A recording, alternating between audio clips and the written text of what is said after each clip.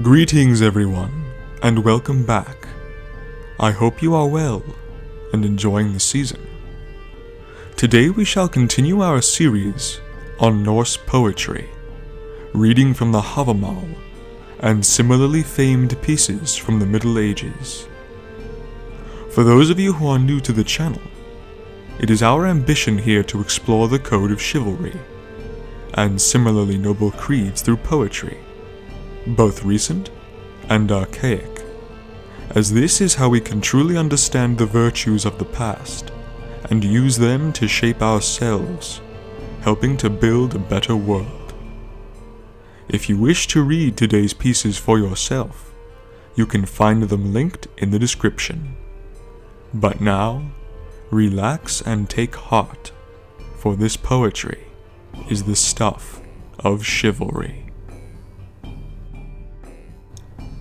Our first reading comes to us from the Havamal, Wisdom for Wanderers and Counsel for Guests, verses 41 to 60. With raiment and arms shall friends gladden each other, so has one proved oneself. For friends last longest if fate be fair, who give and give again. To his friend a man should bear him as friend, and gift for gift bestow. Laughter for laughter let him exchange, but leasing pay for a lie. To his friend a man should bear him as friend, to him and a friend of his. But let him beware that he be not the friend of one who is friend to his foe. Hast thou a friend whom thou trustest well, for whom thou cravest good? Share thy mind with him, gifts exchange with him, fair to find him oft. But hast thou one whom thou trustest ill, yet from whom thou cravest good? Thou shalt speak him fair, but falsely think, and leasing pay for a lie. Yet further of him whom thou trustest ill, and whose mind thou dost misdoubt, thou shalt laugh with him, but withhold thy thought, for gift with like gift should be paid. Young was I once, I walked alone, and bewildered seemed in the way. Then I found me another, and rich I thought me, for man is the joy of man. Most blessed is he who lives free and bold, and nurses never a grief, for the fearful man is dismayed by aught, and the mean one mourns over given. My garments once I gave in the field, to two landmarks made as men. Heroes they seemed when once they were clothed, 'tis the naked who suffer shame. The pine tree wastes which is perched on the hill, nor bark nor needles shelter it. Such is the man whom none doth love, for what should he longer live? Fiercer than fire among ill friends, for 5 days love will burn. But anon 'tis quenched when the 6th day comes, and all friendship soon is spoiled. Not great things alone must one give to another, praise oft is earned for naught. With half a loaf and a tilted bowl, I have found me many a friend. Little the sand if little the seas, little are minds of men. For ne'er in the world were all equally wise, 'tis shared by the fools and the sage. Wise in measure let each man be, but let him not wax too wise, for never the happiest of men is he, who knows much of many things. Wise in measure should each man be, but let him not wax too wise. Seldom a heart will sing with joy if the owner be all too wise.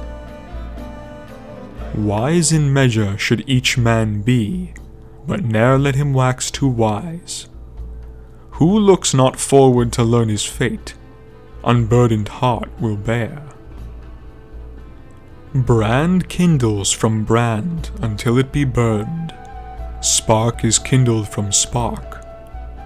Man unfolds him by speech with man, but grows over secret through silence. He must rise betimes who fain of another, or life or wealth would win. Scarce falls the prey to sleeping wolves, or to slumberers victory in strife. He must rise betimes who hath few to serve him, and see to his work himself. Who sleeps at morning is hindered much, to the keen is wealth half won. Of dry logs saved and roof bark stored, a man can know the measure. Of firewood too which should last him out, 1/4 years to come. We shall now read Hrafnagaldr Odin's, also known as Odin's Raven's Song. This very obscure poem has been regarded as a fragment only of a poem, of which the beginning and end are wanting. With regard to the beginning, the want may possibly be more apparent than real. The strophes 2 through 5, in fact, a sort of introduction, although they do not at first strike us as such, in consequence of the obscurity of the first strophe, which seems very slightly connected with the following ones, in which the gods and dwarves are described as in council, on account of certain warnings or forebodings of their approaching downfall, or Ragnarok. Another point of difficulty is its title, there being nothing in the whole poem to connect it with Odin's ravens, except the mention of Hugr, Hugin, in the 3rd strophe.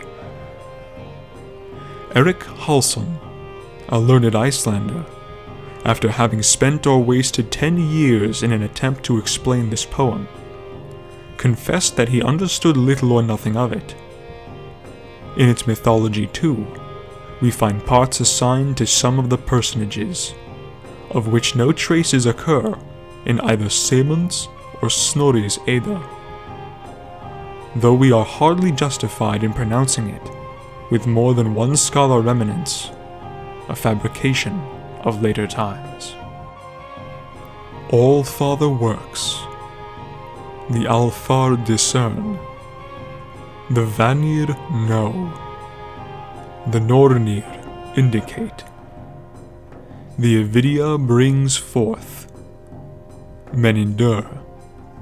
The Thursar await. The Valkyrier long. The forebodings of the Aesir, suspected to be evil. Treacherous Vetar had the runes confounded.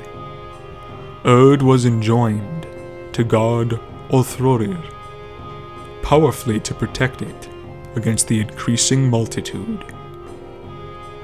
Hugr then goes forth, explores the heavens, the powers fear, disaster from delay.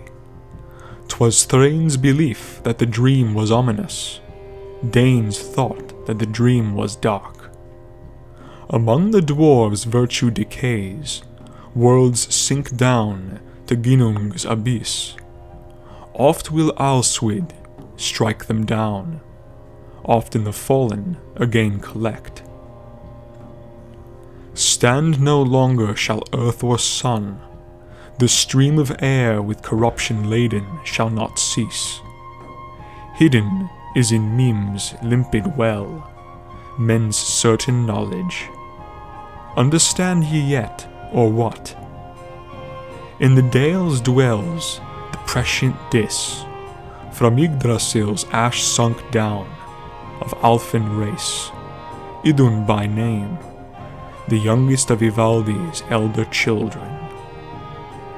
She ill-brooked her descent, under the hoar tree's trunk confined. She would not happy be with Norvi's daughter, accustomed to a pleasanter abode at home. The triumphant gods saw Nanna sorrowing in earth's deep sanctuaries. A wolf's skin they gave her, in which herself she clad, changed her feelings, practiced guile, altered her aspect. Vidrir selected Bifrost's guardian, of the Gil's son's keeper, to inquire all that she knew of every world. Bragi and Lopt should witness bear. Magic songs they sung, rode on wolves the god and gods. At the heavenly house Odin listened, in Lidskalf. Let them go forth on their long way. The wise god asked a cupbearer of the gods' progeny, and their associates, whether of heaven, or hell, or earth, she knew the origin, duration, or dissolution. She spoke not. She could no words to the anxious gods bring forth, nor a sound uttered. Tears flowed from the head's orbs, with pain repressed they flow anew. As from the east, from Elivegar, the thorn is impaled by the ice-cold Thurs, where with Dane all people strikes over the fair mid-earth.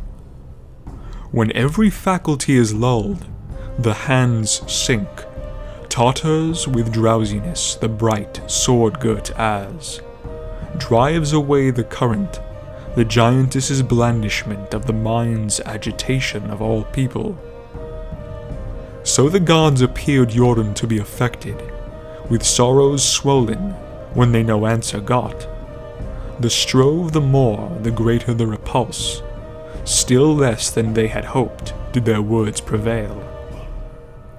When then the leader of the inquiring travellers heard the guardian of Hyrion's loud-sounding horn, took the son of Njal for his companion Grimnir's skald at the place kept watch. Vingolf reached Vidar's ministers, both borne by Forniot's kin. They entered, and the Aesir forthwith saluted, at Yg's convivial meeting. Hungatir they hailed, of Aesir the most blissful. Potent drink in the high seat, they wished him to enjoy, and the gods to sit happy at the feast, ever with Ygrind pleasure to share. On the benches seated, at Bolverk's bidding, the company of gods were with Serimnir sated. Skogul at the table, from Nikar's vessel, measured out the mead in Mimir's horns.